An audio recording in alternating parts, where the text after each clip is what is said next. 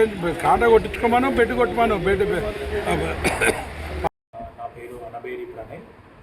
నేను 27th October 2025 ఎంపీడీఓగా Cheriyal మండల్లో charge తీసుకోవడం జరిగింది. తీసుకున్న వెంటనే అరౌండ్ 6 to 7 గ్రామాలు ఫీల్డ్ విజిట్ చేయడం జరిగింది.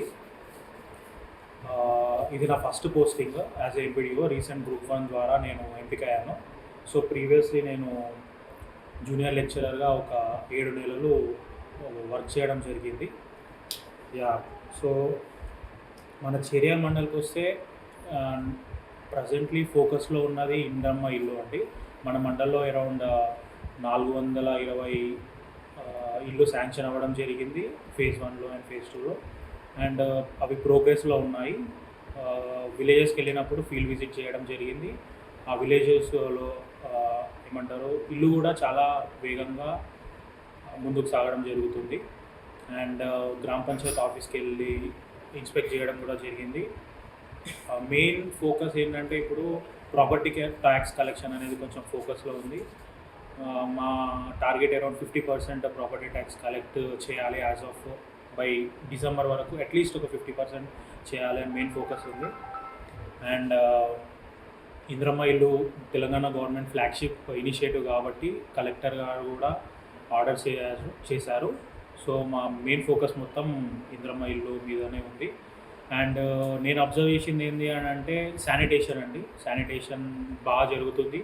ఎవ్రీ మార్నింగ్ మా మల్టీపర్పస్ వర్కర్స్ చాలా యాక్టివ్గా పార్టిసిపేట్ చేస్తున్నారు. సో నా 10 days ఎక్స్పీరియన్స్ అరౌండ్ 7 villages వెళ్ళాను. సో ఫార్ బాగానే ఉంది. సో నా ఫోకస్ కూడా పేదలకు గవర్నమెంట్ ఫ్లాగ్షిప్ స్కీమ్స్ అనేటివి వాళ్ళకి రీచ్ అవ్వాలి. మా ఆఫీస్లో కానీ మా పంచాయత్ సెక్రటరీస్ ఆఫీస్లో కానీ ఎక్కడ ప్రాసెస్ అనేది డిలే చేయకుండా చూసుకోమని ఇన్స్ట్రక్ట్ కూడా చేశాను.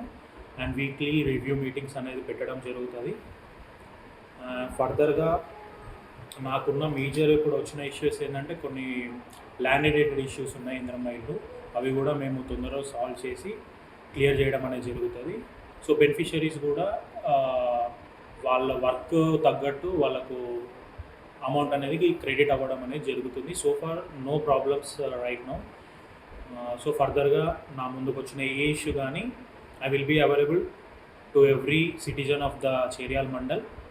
సో ఎనీ టైం వాళ్ళు నా దగ్గరికి వచ్చి వాళ్ళ గ్రీవెన్సెస్ చెప్పుకోవాల్సిందిగా నేను కోరుకుంటున్నాను. Thank you.